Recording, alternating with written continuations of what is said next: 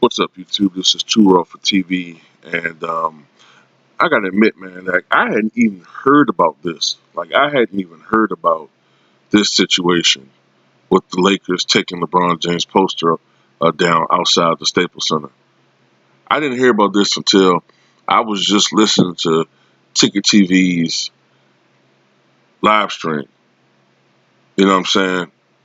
And actually, in his live stream, he's talking about Kyle Kuzma sneak dissing LeBron James. Well, shit, it really ain't even sneak dissing. Straight up dissing LeBron James by posting video of Kobe Bryant hitting clutch shots. In particular, I think it was a shot that he hit.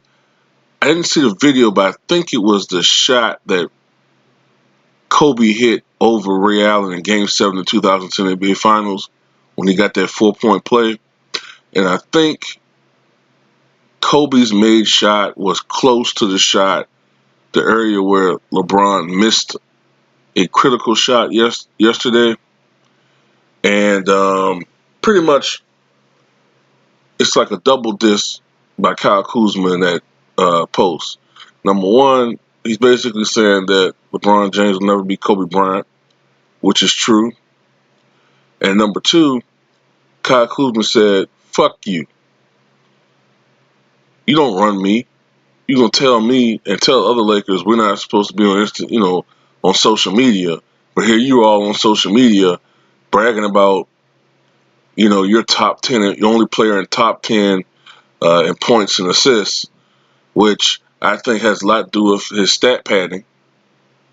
You know what I'm saying? You saw me do the video yesterday where in the top 33 players in assists, the only other small forward is Scottie Pippen, who is actually number 33 on the list. Kobe Bryant, number 31.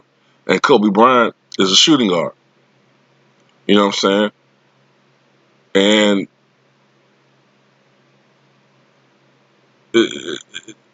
pretty much in my opinion, all that really just shows is how much he pads a lot of his numbers. That's what happens over a period of 16 seasons when you pad your statistical, you pad your stats. All the extra, assists, you know what I'm saying? But this shit kind of remind me like, I put this in the chat, right, y'all? It kind of remind me of the end of scene of Training Day. Kyle Kuzma, the dude that was holding the heat on Lonzo LeBron. The motherfuckers playing mutiny on LeBron and shit. They're like, we had enough of this shit. You ain't gonna run us, man.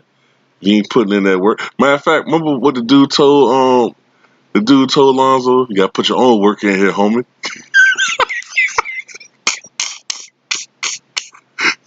That's what Kyle Kuzma. That's what Kyle Kuzma told LeBron. He said, you gotta put your own work in there, homie. You gotta play defense here, homie. You gotta put your own work in. And instead of Jake, LeBron called it Anthony Davis. Hey, D, y'all gonna do this to me?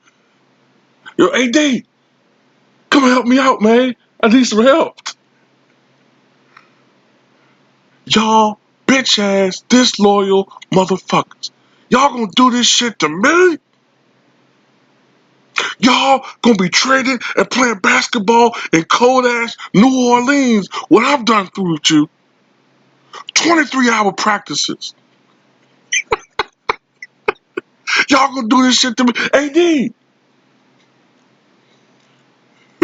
y'all gonna do this shit to me? Oh, I'm putting trades on all you bitch ass niggas.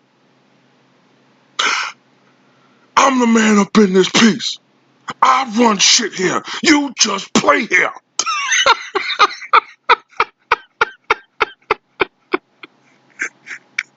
Oh my God, that's LeBron, man. That's LeBron right there, man. But going back to the original point, man. Them taking that poster down, man. It could be for whatever reason, man. I was listening to Ticket's video directly talking about this,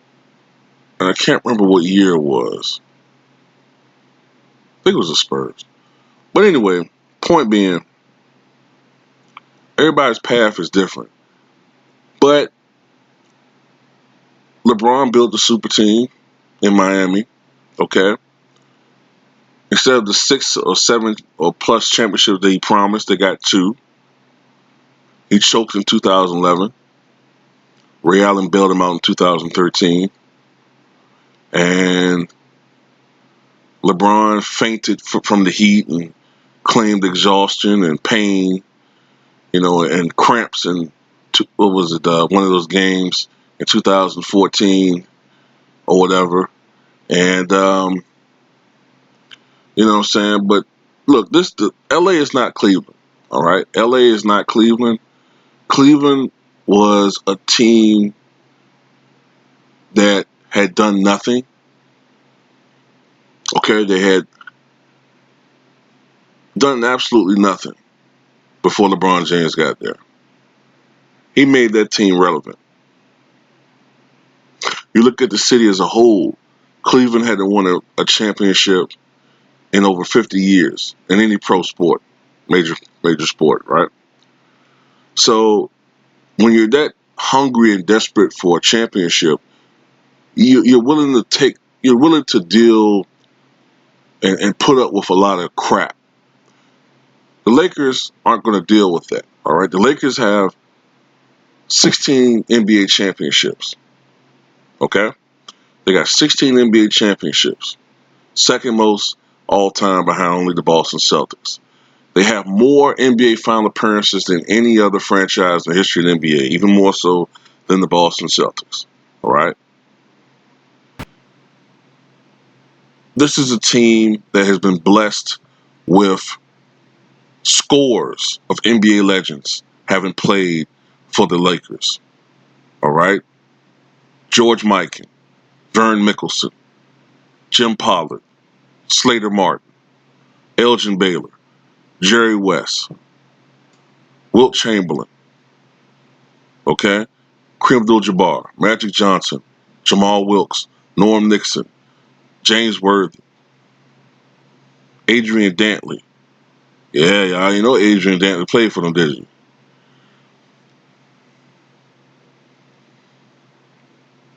You know what I'm saying?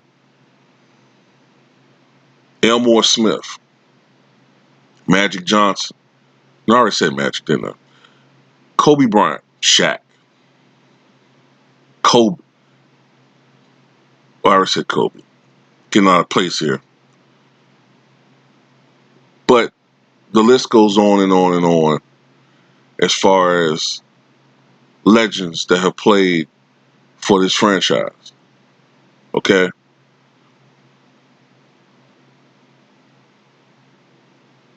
The bar is so much higher with the Lakers. And they expect nothing short, in my opinion, of an NBA Finals appearance. If you're an elite player, supposedly like LeBron James is. Now, this year, the bar was set realistically just making the playoffs. Best case scenario, making the second round of playoffs. You know what I'm saying? Now, you had some people that was unrealistic about this team battling the Western, battling the Warriors in the Western Conference Finals. That was a pipe dream to me, man. That wasn't going to happen. Okay, but this has been a failure. I don't care what some people say. This season is a failure. They're not going to make the playoffs. I've seen an article. Just I think it was a Clutch Point article. I got this folder from right here. Right, they're talking about, well, don't count LeBron James out. Well, I'm counting that motherfucker out. Okay, they're 29-31 on the year. And if you look at their schedule, I can't see them winning 16 out of the next 21 or 22 games. It's not going to happen, Cap. It's not going to happen. They're going to really have to run the table just to have a shot at qualifying for the playoffs. It's not going to happen.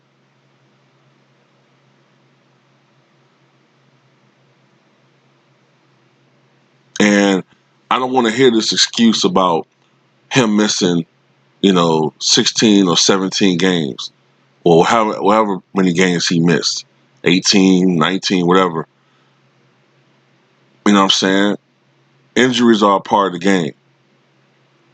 Now, it's one thing if he missed, half the damn season or the whole season. That's an excuse. You know what I'm saying? Even though you're not supposed to use injuries as an excuse, but it's an understandable, situation. But shit, like I said before in my other video, when the '98 Bulls, we lost Scottie Pippen for half the season. Scottie only played 44 games, if I'm not mistaken, that year in '98, and the Bulls still somehow won 62 games. And you want to say that Phil Jackson's not a great coach?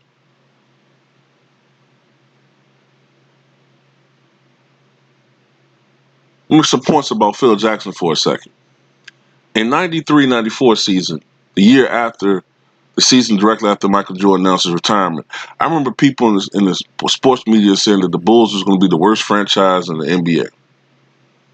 Right? They said we were going to be the bottom of the NBA. And we won 55 games. To me, for two reasons. Well, three reasons. The stellar play of Scottie Pippen, the stellar play of Horace Grant, and the coaching of Phil Jackson. You can make the argument he should have won Coach of the Year in '94.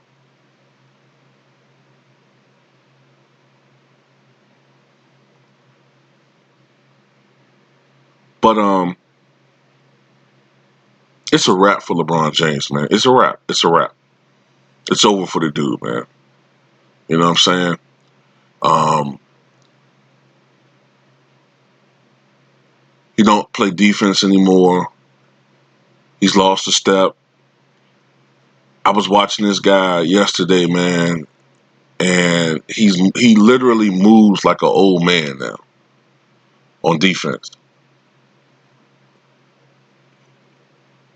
He, his days are done, man. It's done. You know, at this point in time, he has two options. He can retire because I can't see this. If LeBron James is one of these guys that's used to playing at a certain level, then I can't see him playing past next year. And I'm being dead honest. Ain't no hating about I can't see him playing past next year because his level of play. I've been telling y'all. I've been seeing his level of play going down for the last couple of seasons. But I was called a hater and all this shit. I've been seeing his level of play declining slowly for the last couple of years.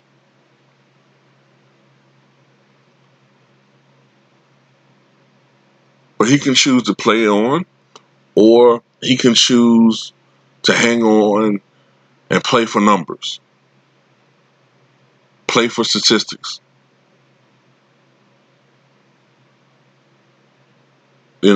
He can do that. He can go that route.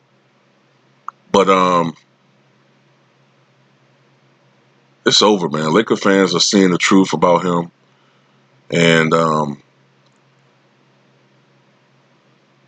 it's over for this guy, man.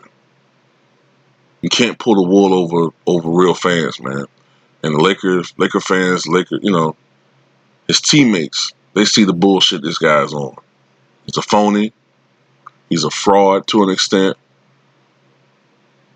The guy can hoop, man. Don't get me wrong. LeBron James can hoop, but the shit that he does, behind the scenes, it's despicable. The way he talks out both sides of his mouth with players, praising players, but then going behind the scenes and trying to get guys traded. Supposedly that's one of the reasons why Kyrie wanted to get out of there, because he found out, that not long after he hit the biggest shot in Cleveland Cavaliers history, this guy was going to the general manager and asking to get him traded You know what I'm saying? For I think it was what, Chris Paul. What type of shit is that, man? And then you expect people to put out 110%, are you giving 50% and 30% on defense? Get out of here, man.